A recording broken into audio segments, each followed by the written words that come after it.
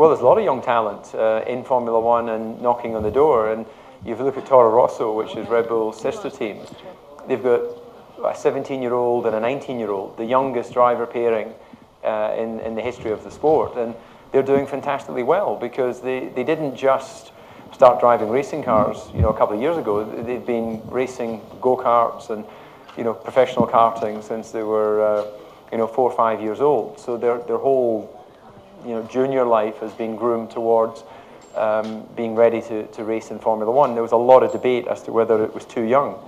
But, if you look at the world of tennis, Boris Becker, the German player, won Wimbledon when he was 16.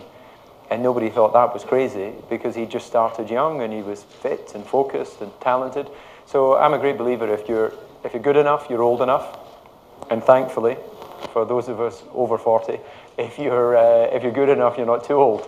So you have to find that life balance between having the sort of enthusiasm of being new to your particular challenge and having the skills to deliver.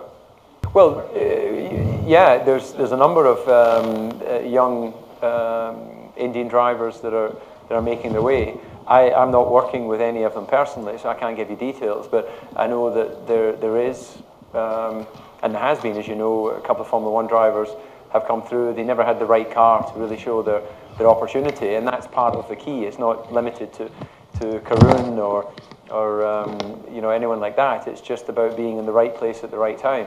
But with over 1 billion people here, there has to be a Formula One world champion amongst you somewhere. Well, people is what makes a team, and the name Ferrari doesn't make it successful. Make it successful. It's the people within that organization. So,